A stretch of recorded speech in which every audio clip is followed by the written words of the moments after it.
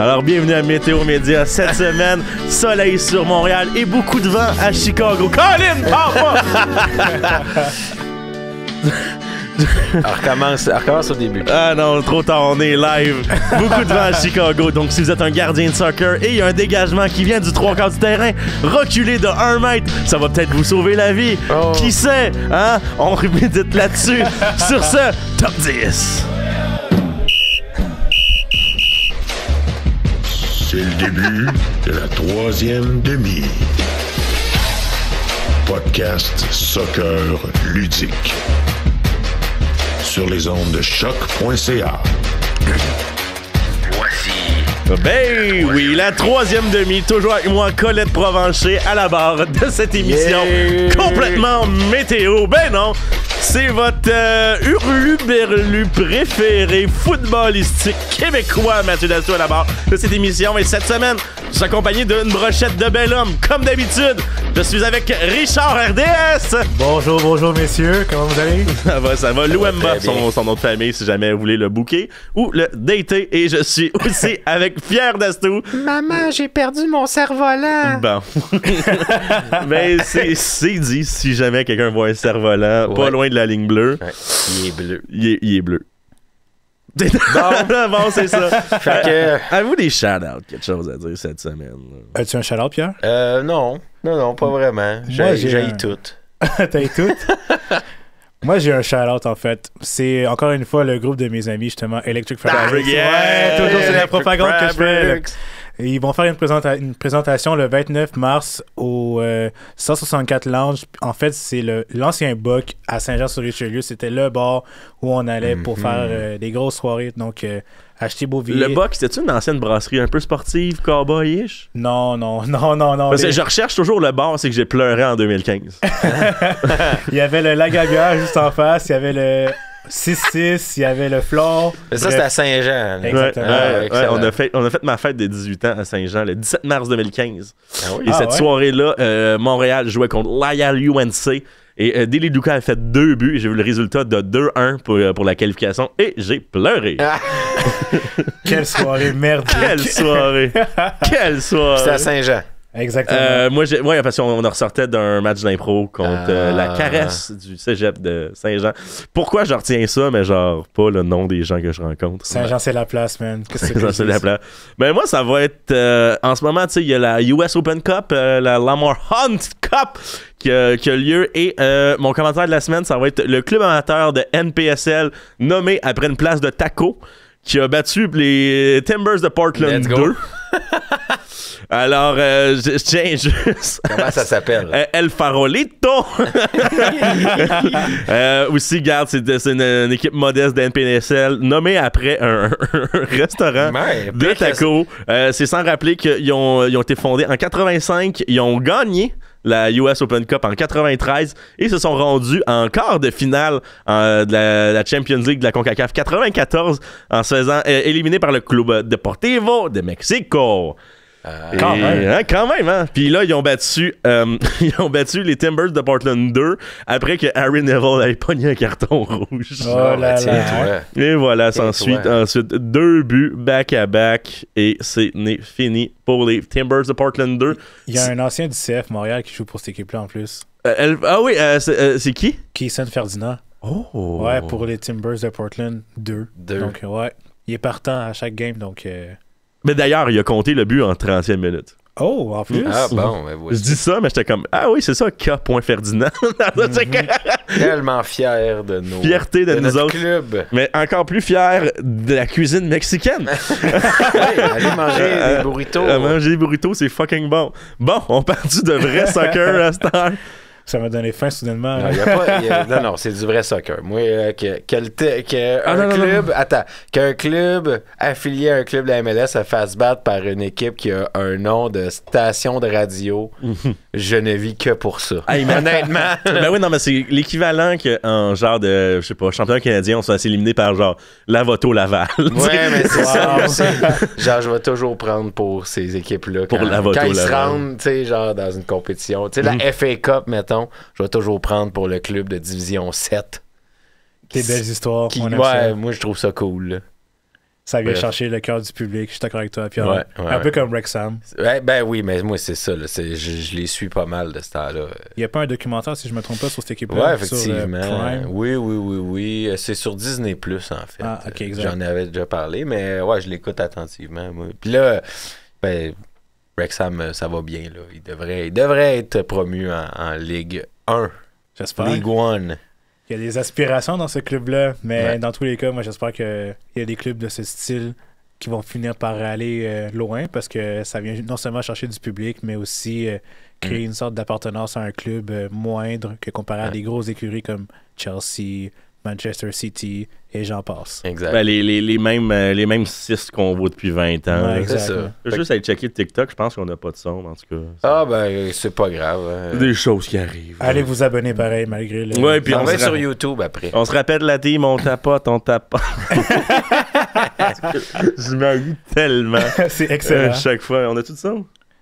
On n'a aucun son. Bon, ok, c'est pas grave. C'est correct. Ah, ben, par exemple, on a la capsule de Richard. Ça, c'est parfait. Oui, allez suivre Richard sur TikTok. Il fait plein de capsules ces temps-ci là, de soccer. Hein. Ouais, quand même. Et eux aussi, sur le basket, ta dernière vidéo qui était sur le March Madness. Oui, c'est vrai. Ouais, une compétition que j'affectionne énormément vu que j'ai joué au basket depuis un très jeune âge, que je continue encore à jouer avec mes amis des fois, là, même avec un de mes amis qui s'appelle Adèle. Donc, ouais, honnêtement, une belle compétition à aller suivre, que des upsets. Donc, ouais, j'ai un parti pris déjà pour le gagnant, mais je vais pas trop mouiller parce que quand tu fais ton bracket, ça part assez vite. C'est vrai, ça déboule, là, surtout. C'est ça, c'est un match à élimination simple. Hein. Ouais, c'est ça. Ça peut tellement revirer rapidement dans ce temps-là. On adore. 86% des brackets sont déjà pas bons, là. Parce que comme une des grosses équipes est déjà sortie. Ouais, exact. C'est ça. Matt, ça va-tu? Ah ouais, je suis en train de gosser sur le son. Bon, c'était quoi là, le plan de match aujourd'hui, les ben gars? Dans ce cas-ci, je vais prendre le relais, là, mais j'avais une chronique en lien avec... Vas-y, puis on était censé faire ça plus tard, mais je vais gosser sur la technique. Non, mais peut-être qu'on n'a pas de son pour vrai en général. Ouais, ok, je comprends. Mais dans tous les cas... Tu vas voir sur choc.ca. Vas-y donc, on va prendre 6 minutes avec Rich. Pas de problème. Mais en gros, j'avais une chronique en lien avec des joueurs à surveiller du côté de la MLS parce que ça fait depuis 4 semaines que ça a commencé. Il y a eu beaucoup de changements du côté des équipes en MLS, que ce soit à Montréal ou même à l'extérieur, Toronto, Los Angeles et j'en passe. Mais j'ai 2 joueurs qui m'ont marqué durant les 4 dernières semaines et qui vont continuer à, selon moi, être très performants pour les équipes. Donc le premier, c'est Joseph Pencil, qui est arrivé du côté de Los Angeles Galaxy en provenance de Ghent. Honnêtement, depuis 3 matchs, parce qu'il a joué son premier match contre San Jose dans un Cali Classico, puis il a même marqué un but.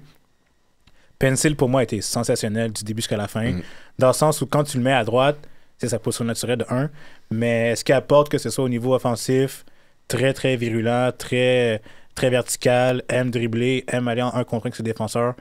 Même son apport défensif, moi, ce que j'avais peur avec la formation de Vanney, c'est que défensivement, c'était vraiment difficile, puis qu'il n'allait pas avoir de stabilité, mais au contraire, c'est totalement le contraire de ce que je pensais. Défensivement, c'est très solide en arrière, mais même Pencil aussi fait des efforts pour revenir aider ses coéquipiers puis même récupérer des ballons. Donc honnêtement, chapeau là-dessus. Et avec la connexion Joveljić, Riqui Puig et même Pencil, ça fait très très bien. En même temps, je suis content pour le Galaxy parce que ça fait depuis des années que ça a été plutôt difficile sur cet aspect-là au niveau sportif, au niveau financier. Puis là, le fait d'avoir des 3 grosses têtes d'affiche comme Joveljić, Puig et Pencil, ça fait du bien non seulement pour le club, pour leur redorer leur blason, si on veut, et même au niveau des partisans, parce que tu vois que depuis les années antérieures, il y avait un peu moins d'engouement, justement à cause du LAFC qui avait pris l'ampleur sur la ville. Donc, bravo, en fait, pour cette équipe-là. Ouais, c'est surtout ça, tu sais, LA Galaxy, tu sais, dans les débuts de la MLS, ça a toujours été comme un grand club. Puis là, avec LAFC qui est venu vraiment prendre une énorme place, genre vraiment, LA Galaxy a vraiment souffert de ça, je pense, honnêtement. C'est une grosse rivalité. Puis c'est ça, là, il y a eu comme l'époque Chicharito et tout ça, là, ça a été long. Mais aussi, il y a eu ça s'est rebalancé parce que, tu sais, oui, on a du son.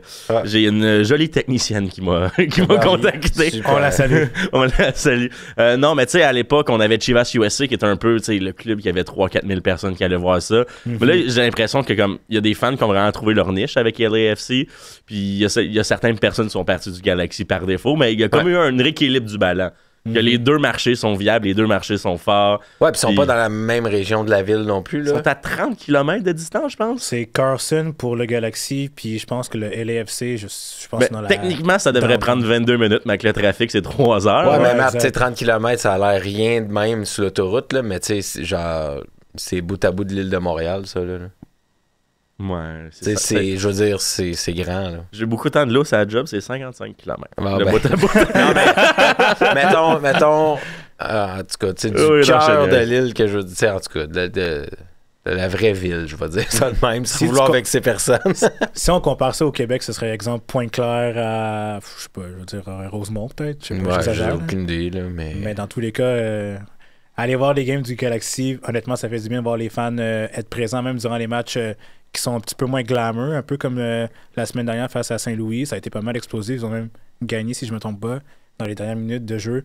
Mais tout ça pour dire que Pencil, pour moi, ça a été comme l'un des joueurs qui m'a ébloui durant le début de saison, même si ça fait juste 4 semaines là, que ça a commencé. Mais franchement, pour le prix qu'il a coûté, ça vaut vraiment la peine. Ouais, puis je trouve que Ricky Pouge, il commence à... Tu sais, il avait vraiment pris sa place en arrivant. Puis il est vraiment encore là cette année. Là. Genre, le milieu de terrain est quand même solide. Là. Ouais, en effet. Avec un genre d'équilibre avec Brookman puis Delgado. En plus, Puch, qui est à la base plus un 8, prend beaucoup plus les rênes en attaque. Donc, déjà là, ça démontre à quel point il y a beaucoup de potentiel. Après, au Barcelone, c'était un petit peu moins compliqué. C'était plus compliqué parce que tu avais Iniesta, tu avais Busquets, puis tu avais comme les gros cadors. Mais là, arrivé au Galaxy, tu vois qu'il prend vraiment de plus en plus d'aisance. Sauf que Puch, selon moi, ce qui manque vraiment plus décisif dans des matchs vraiment importants. Là. Comme exemple, quand tu vas arriver en playoff, il faut vraiment que tu sois vraiment présent. Ouais, ben tu sais, il faut que c'est le genre de joueur qui doit être ton meilleur joueur. Exact. À tous les matchs ou presque. Là, fait que, ouais, effectivement.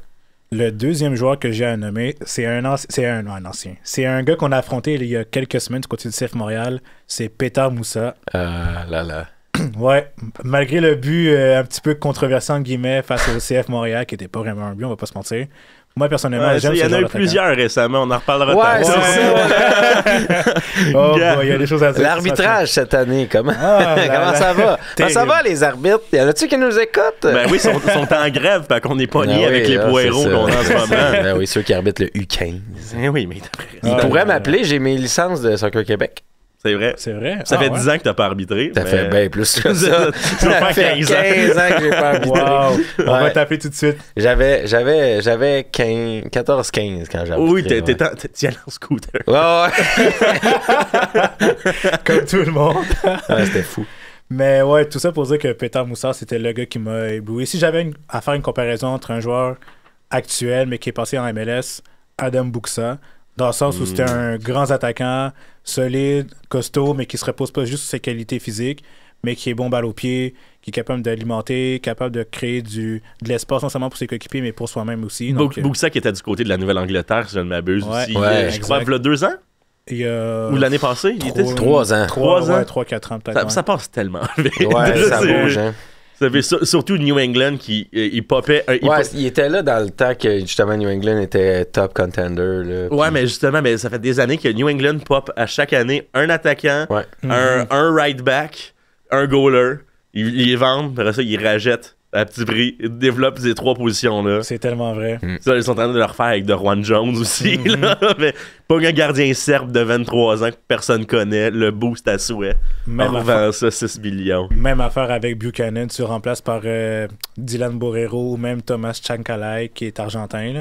Un jeune joueur, même profil que Buchanan, très virulent sur son côté gauche. Fait que c'est la même affaire, le même principe. Mais ouais, Petar Moussa, c'est pas mal la révélation pour moi. Là, moi, j'avais des grandes attentes envers ce gars-là parce que Benfica, c'est un super sub. Mais en sélection, il a fait, je pense, 2-3 caps avec la Croatie. Très bon avec le Benfica, a marqué beaucoup de buts en tant que super sub. Arrivant à MLS, tu te dis, ça va être facile parce que il vient du Benfica, mais en réalité, pas en tout. Donc, l'écart se resserre d'année en année, je trouve. En 2013, j'ai arrêté d'accord, mais plus là. Non, exact.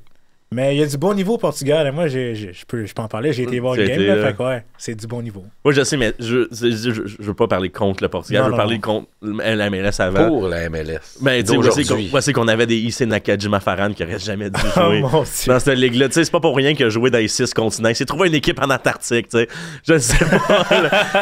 Ben, pour vrai. Ben, je pense il a fait pousser du gazon pour pouvoir avoir une job. Non, mais je pense que c'était genre le 6e joueur à jouer sur les 5 continents. Ouais, c'est quelque chose du genre. Quelque chose de même, ça n'a pas rapport. Tu peux pas être littéralement un globe-trotteur, puis en tout cas. C'est quand même nice pour le vrai. Oui, mais je sais pas à quel point sa vie familiale va bien. Ouais. Je sais pas. Ben, ça démontre que genre les gens étaient enclins à vouloir s'en débarrasser. Ouais. C'est un peu ça, l'envers de la médaille. Est-ce une pomme pourrite? Wow. Ah ben là, ça, je sais pas. Je sais pas. Je m'en rappelle pas. Je sais pas. Il y avait personne s'en rappelle. Il y avait une belle Moi, oui. Oui. Il y avait une moustache, si je me trompe pas. Hein. Une légère moustache, me semble. Des cheveux très longs, lichés. Oui, ouais, tu sais, c'était dans le temps de la mode là, du petit élastique à la Fernando Torres. Ouais. Puis ça, ils ont-tu encore le droit? Ouais, je pense que oui. Encore le droit. C'est les bandeaux qui n'ont plus le droit de porter. En tout cas, non, il y en a encore qui le mettent. Ouais. Ouais, comme Saint-Maximin. Mais ça, c'est pour le style. Ouais, puis aussi, il cale probablement. Wow! Hey! Sinon, regarde, j'ai pas envie de passer 10 ans sur mes nouvelles brèves. Je vais juste sortir ceux qui me font le plus rire. 10 ans après son sac mondial avec la Mannschaft, Lukas Podolski régale sur les terrains et autour de sa broche. Effectivement, il s'est ouvert des restos de kebab. Et pour citer Lukas Podolski, je gagne plus d'argent avec les kebabs que lorsque j'étais au sommet du football. Wow. C'est fou, hein? Puis, je sais pas, là. Moi non plus, c'est ça. J'ai comme à quel point t'en vends, là. Parce en même temps, si c'est écrit restaurant de kebab de Lukas Podolski, peut-être que le monde y va vraiment beaucoup, là. Je sais pas. Ouais, mais il y a un beau contingent de Turcs en Allemagne, fait que peut-être que ça fait augmenter ses chiffres, là. Ça serait bon. On va-tu au shawarma après? On va au shawarma. Non, je me suis déjà mis les pieds dans la bouche ici avec une certaine ligue de shawarma. Ouais. Je recommencerai plus jamais. C'était pas ça que je voulais dire. Sinon, ça, je sais pas à quel point que j'ai vu. C'est vrai que j'ai vu ça passer. Des investisseurs étrangers seraient intéressés par un club de la CPL à Québec. Moi, ce serait mon rêve. Que ce soit étranger ou local, je m'en fous, je veux un club à Québec. Ce serait fou. Parce que c'est quand même viable. La masse salariale, je pense, est rendue de 1,2 million. Ils ont augmenté ça, je pense que c'est une moyenne de 12 000 par joueur. Fait que le salaire minimum a augmenté 12 000. Ou tu pognes un gros joueur, je sais plus comment ça marche trop. C'est compliqué là, quand on rentre dans les salaires, surtout dans une ligue qui n'est pas la MLS, qui est déjà très compliquée. Ça marcherait. Le baseball marche full bien à Québec. Ben, je te le dis, t'as pas besoin de plus que 2000 personnes par soir, là, c'est tout. Ça serait fou. 2000 par soir, that's it. Mais on jouerait où? Je sais pas, au Stade TELUS. Ouais. Le terrain est quand même beau à l'Université Laval. Là. Yeah. Non, mais tu sais, regarde qu'est-ce qui se fait en CPL. Là. Je pense que c'est Cavalry qui jouait dans un hippodrome. Ouais. Garde. Garde. Puis tu sais, vraiment, comme, genre, je me rappelle, il y avait des témoignages comme quoi ça sentait à marde de cheval là-bas. Ouais, fallait qu'il parte sa route pendant 3 semaines à Mané parce que c'était le Stampede de Calgary. C'était vraiment ça. Fait que le Stade TELUS, pas pire. Pas pire, sinon direct sur le centre Vidéotron. Ben oui, il n'y a rien. Il n'y a rien. Voyons donc. Enlevez ça. Transforme ça en futsal.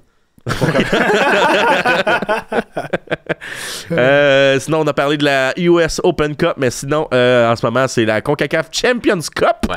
On a changé le nom, faut s'en rappeler. On est présentement rendu en quart de finale et on a Pachuca contre Herediano, qui est un club du Costa Rica. Oui, du Costa Rica. Après ça, Club América contre la Nouvelle-Angleterre, Columbus contre Tigres et Monterrey contre Inter Miami. Donc, c'est à suivre dans les prochaines semaines. On va avoir les résultats et espérer que ce soit pas Miami. Canada... rendu là, je m'en fous. Ouais, non, ils peuvent gagner ça, mais rien d'autre. Le Canada, nouveau chandail du Canada. Ouais, je déteste les logos centrés.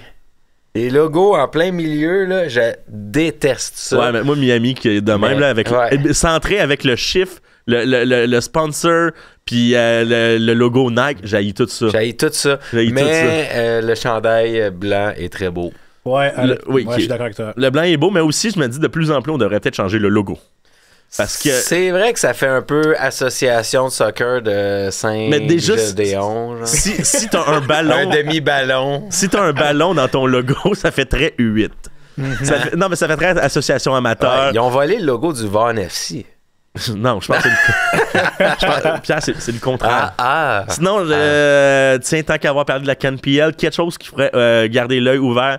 Ce n'est pas un club, ce n'est pas un joueur, c'est un assistant coach qui a ses licences UEFA B, qui a 18 ans, Dominique Reina, qui va être l'assistant coach et l'analyse vidéo de Vancouver FC. Il parle anglais, slovaque, français, espagnol et il est en train d'apprendre le danois. Slovaque, ah ouais. Ouais. How?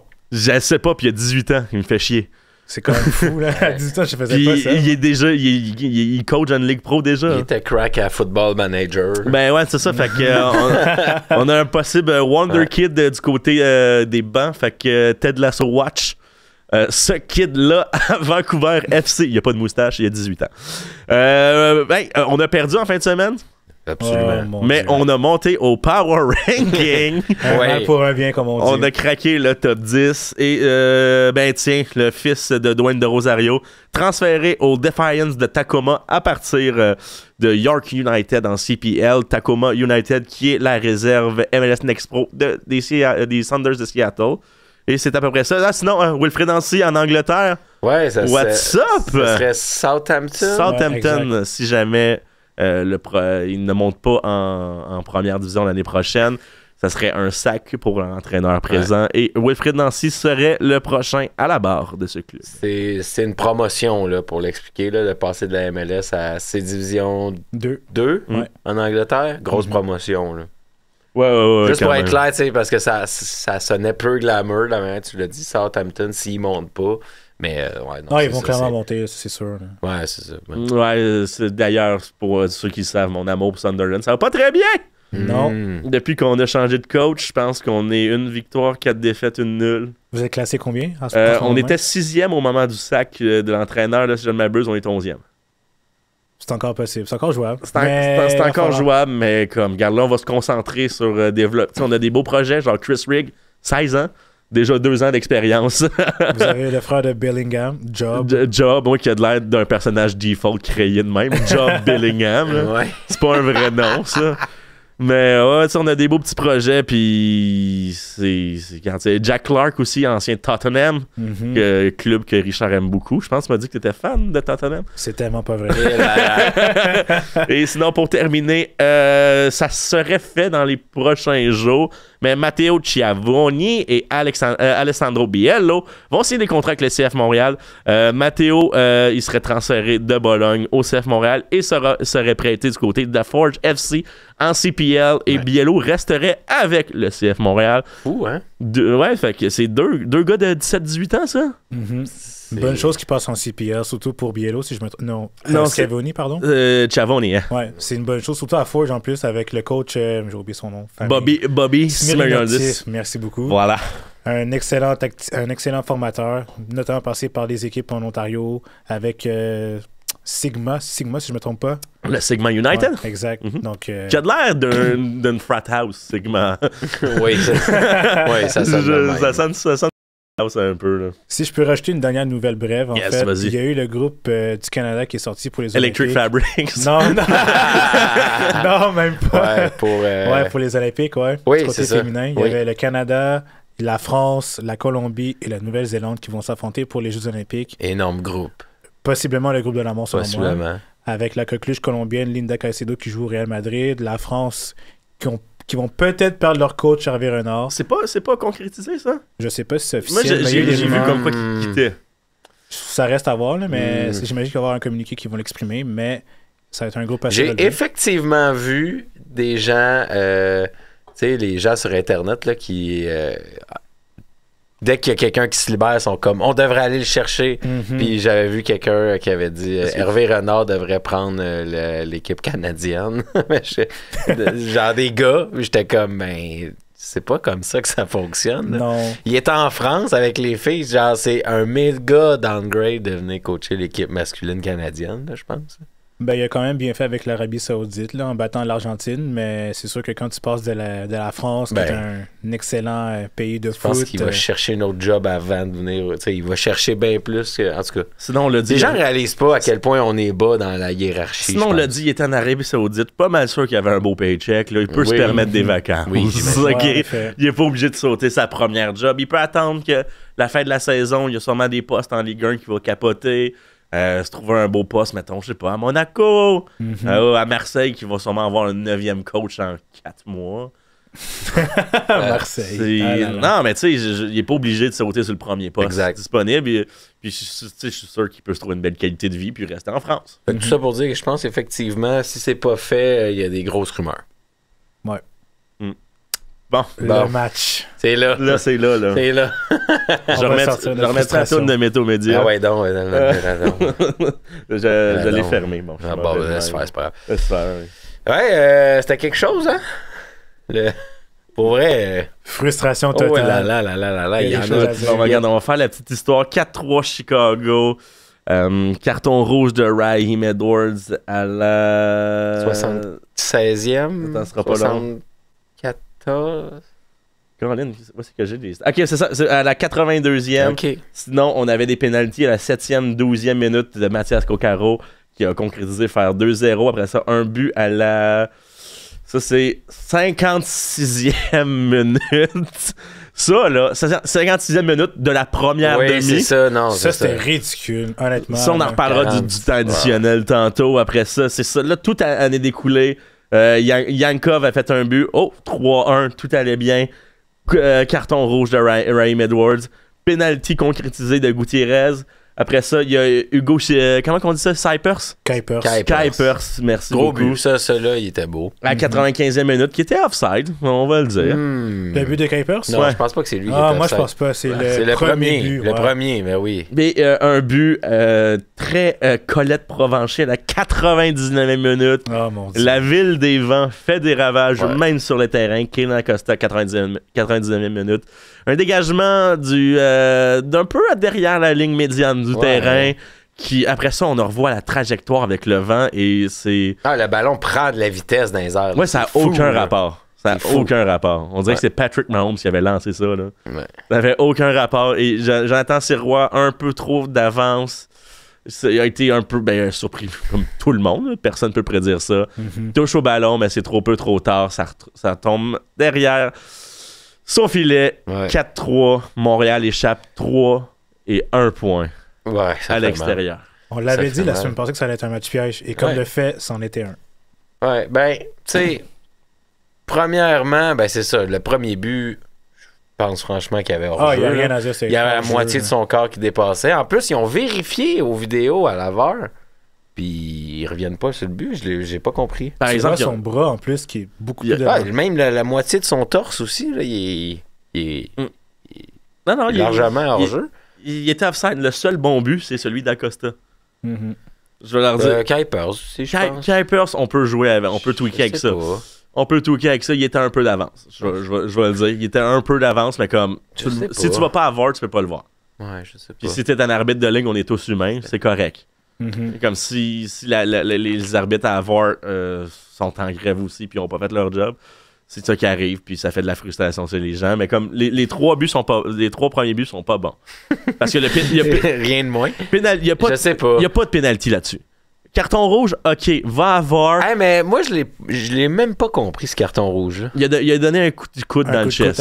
À coup de siège, ouais. Mais s'il donne un carton rouge, il n'a pas le choix de donner un pénalty. Non, il peut donner un coup franc indirect. Exactement. Vu que la balle n'était pas dans la surface de réparation. Okay. Ça peut être un coup franc direct. Donc, tu connais les règlements du coup franc direct à l'intérieur d'une boîte. Bien sûr. Donc, tu peux pas juste kicker comme si c'était un coup franc normal. Faut que ça touche à un autre joueur avant d'atterrir derrière la ligne du filet si jamais c'est un but direct. Mais ça peut pas être le preneur qui fait un but. Ça faut que ce soit redirigé par quelqu'un d'autre. Mais ça peut être un coup franc indirect là-dedans. Mais comme penalty pour un ballon qui n'est pas dans la surface, c'est juste un derrière de jeu. Là. Le jeu, ça s'en allait du côté de Chicago. Puis ils n'ont même pas été à la VAR. Il y a juste l'arbitre de salle qui a fait comme, hey, il a donné un coup, mais comme l'autre aussi, il a donné un coup. Là. Je dis pas que c'est intelligent de riposter, c'est pas ça, là. Je dis juste que les deux, c'est des gros bébés là. Ouais, c'est tout, là. Faut pas répliquer, man. C'est ça. On est tombé dans le piège aussi, dans le sens où quand on a joué en bloc, en défense, côté CF Montréal, rendu vers les dernières minutes, tu vois que le bloc était vraiment en bas. Tu veux dire quand on a changé Yankov pour Jabang? Ouais, ça c'était... on subissait. On a subi, là, mais quand tu subis, tu finis par perdre les pédales, puis comme de fait, c'est ce qu'on a fait, là. Non, mais l'arbitre, là, honnêtement, là, j'ai jamais vu ça. Caler une main sur Brady, qui était flagrant sa main quand il est sorti de sa surface, ça, c'est un rouge automatique. Ça n'a pas été calé. Le hors-jeu sur le premier but, ça n'a pas été calé. La météo, écoute, ça, on peut rien faire. Je l'ai dit, le but d'Acosta, c'est le seul but que je suis comme... C'est le seul but qui est legit, OK, fine. C'est le seul but que je tolère. Les autres, là, je suis comme... quand même, c'est pas fort, là. Puis ça vient un peu entacher la réputation des arbitres en MLS, plus la Ligue aussi, qui Et puis moi, là, la MLS, là, Don Garber, nous écoutes-tu, là? J'espère. On va y parler. OK, Don...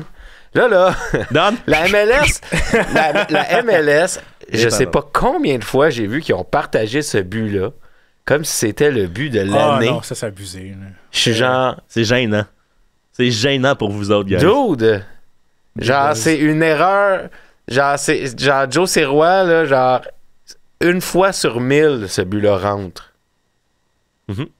Puis là, tu mets ça comme si c'était le but de l'année. Genre. Oui, comme si c'était Rooney qui fait le repli, là. Puis après ça, la passe à Acosta. Ça me frustre énormément. C'est le but le plus lame, on va genre dire. Lâche. Le plus chanceux que j'ai vu de ma vie. Hey, le ballon, tu bottes un ballon dans les airs. En désespoir. Ouais, en désespoir de cause, à cause qu'il y a un peu de pressing sur toi. Tu dégages en espérant d'atterrir près de la boîte. Le ballon pogne dans le vent. Oui. Sirois gage mal le vent parce que le ballon prend de la vitesse. Il était peut-être un peu avancé. Il aurait pu rester plus profond, le faire rebondir puis le saisir après. Il est allé pour se mettre directement en dessous. Finalement, ça y passe par-dessus la tête. Mais genre, c'est pas le but de l'année, là. Non, mais non. Franchement. Genre. C'est même pas le but de la semaine. Genre, tout le monde a l'air des clowns, là. En tout cas, ça, c'était mon rant. C'était mon rant. Non, t'as le droit de bâcher sur ce but-là, mais moi, je suis pas d'accord. Non, mais je m'en fous du but. Je veux dire, c'est une estique de façon plate de perdre. Mais là, j'ai vu les vidéos où la MLS l'a partagé, but de la semaine. Il y a les fameuses vidéos où on voit les commentateurs dans toutes les langues commenter le but, là. Il y a eu ça aussi, français, anglais, espagnol. Ouais, puis c'est juste Fred Langer. Ouais, tabac. Ouais, c'est ça. Vraiment. Genre, en tout cas, bref, c'est loin d'être le but de l'année. C'est le but le plus chanceux que j'ai vu de ma vie, je pense. Mais aussi, je tiens à rappeler, les arbitres de la MLS sont toujours en grève. Ouais. On a toujours des remplaçants. Ouais. Je veux pas critiquer. Ben, tu sais, si les arbitres de la MLS sont à MLS, ça veut dire qu'ils ont le niveau de la MLS. Mm-hmm. Ouais. Si t'es un remplaçant, ça veut dire que t'es un franc-dessous. Ben oui, mais ça, on est d'accord. Ça, on est d'accord. Aussi, les temps additionnels. Tu sais, on l'a vu à la dernière Coupe du Monde. Que, là, je sais que comme il n'y a plus de challenge quand tu donnes 2 minutes. Mais là, quand tu donnes 24 minutes. C'était pas 22, mais dans tous les cas, c'est énorme. C'est 22, oui, excuse-moi. 22 minutes de temps additionnel. Le record, c'est 26 minutes. Puis là, t'es en train de me dire qu'un match qui s'est rien passé à Chicago contre Montréal, on est genre top 6? C'est quoi ça? J'ai l'impression qu'il y a peut-être, là je m'aventure, il y a peut-être une directive qui a été donnée à la Ligue de chronométrer les arrêts de jeu puis d'y aller vraiment là, kiff sur... Je sais pas si vous comprenez. D'après moi, les équipes sont au courant de ce règlement-là, peut-être, de cet ajustement à l'arbitrage-là. 22 minutes. Mais si le jeu est arrêté pendant 22 minutes... C'est la moitié d'une demi. Si le jeu est arrêté pendant la moitié d'une demi... Ouais, on appelle ça le soccer. Puis c'est pour ça que personne en Amérique du Nord veut le regarder, parce que c'est lent, puis personne se bat jusqu'à temps qu'ils perdent leur dent. Je sais pas. Ça, je veux mettre un bémol sur le temps additionnel, là. Je pense que si les arbitres ont reçu cette directive-là, puis que les équipes ont été mises au courant, moi, je vois pas de mal là-dedans. Non, mais il faudrait trouver un juste milieu. Là. Ben, qu'est-ce que tu veux dire, un juste milieu? Alors... Tu peux pas dépasser 10 minutes par demi. Mais si le jeu est arrêté pendant 12... Si personne fait d'arrêt cardiaque, tu peux pas dépasser 10 minutes. Je comprends que c'est exceptionnel. Je vais pas dire exceptionnel. Je comprends que c'est irrégulier. Mais si c'est la directive qui a...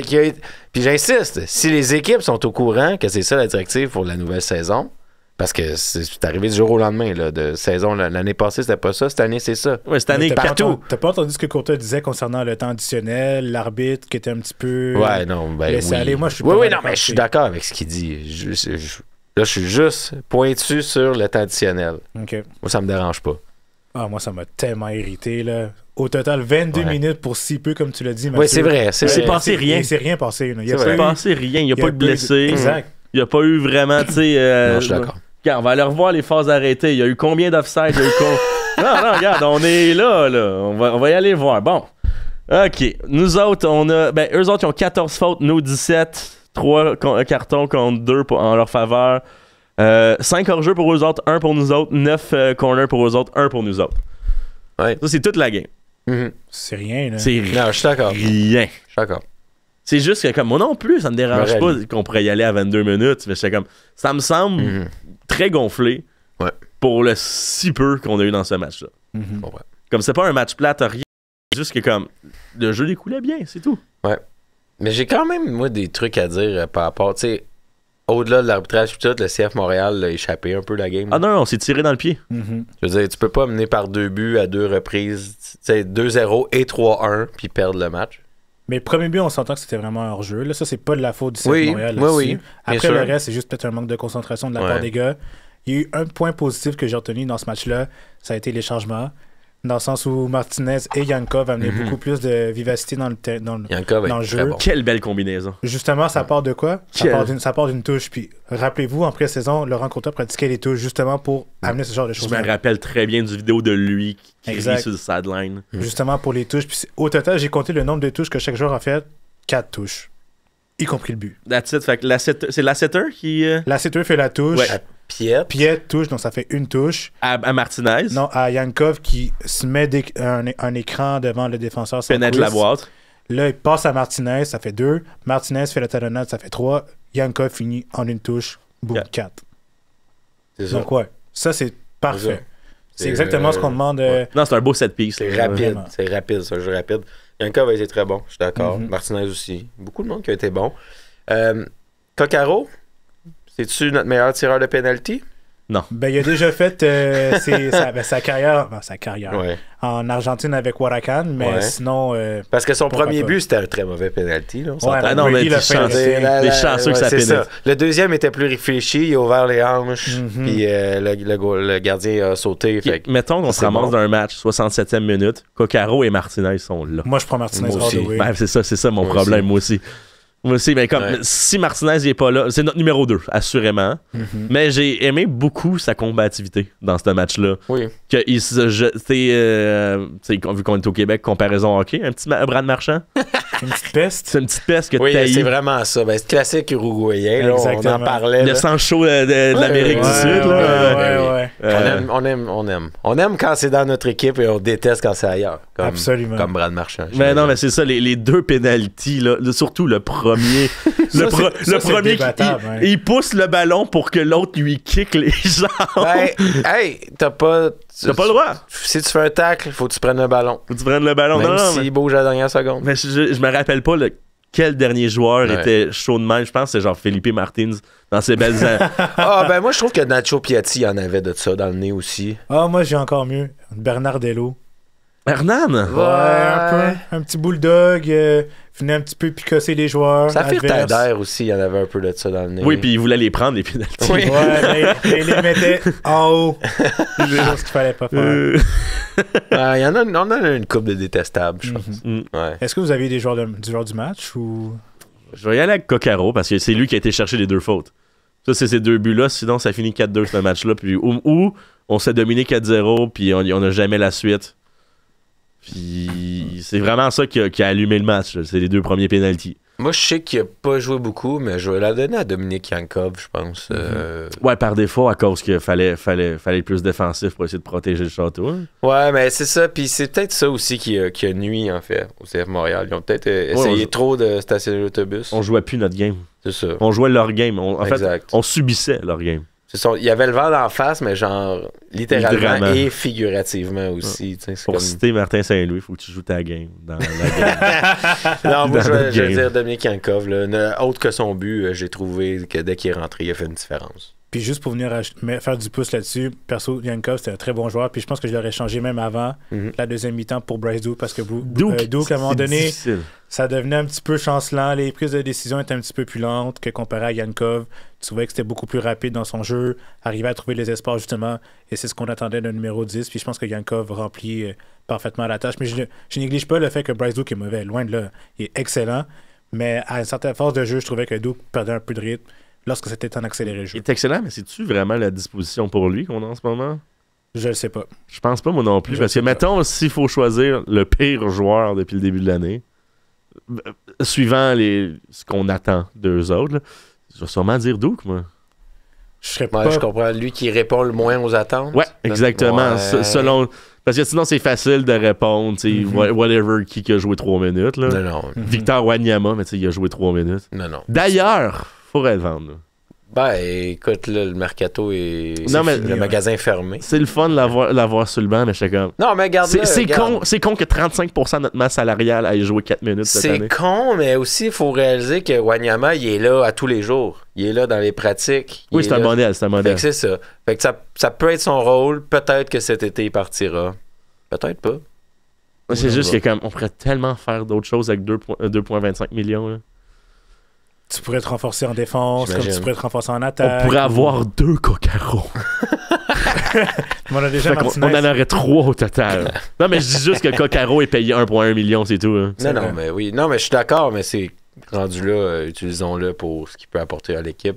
Si c'est pas sur le terrain, c'est en dehors. Ouais, c'est potentiellement rejoindre le staff technique à un moment donné. Je sais pas, tu sais. Je sais pas. Je suis pas dans le stade. Ouais. Donnez-moi des passes médias. Non, je pense qu'il veut encore jouer.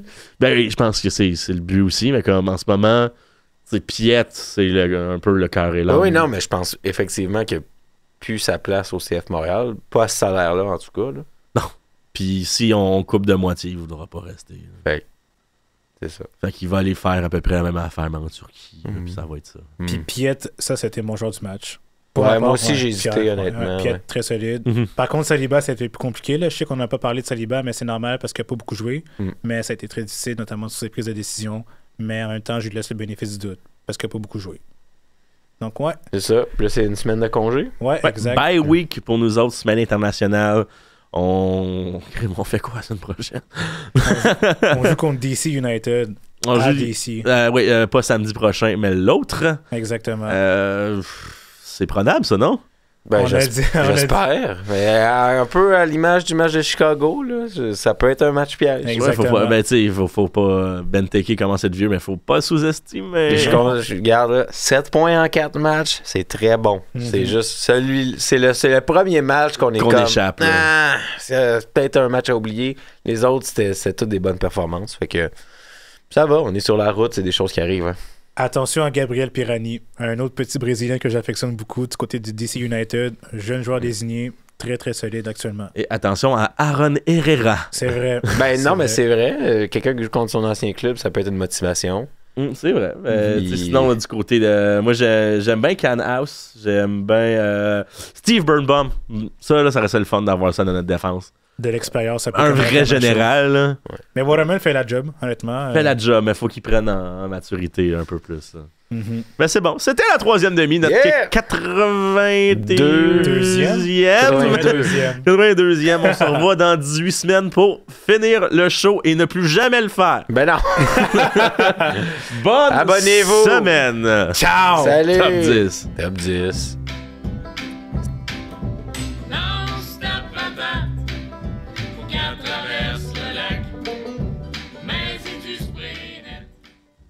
Environnement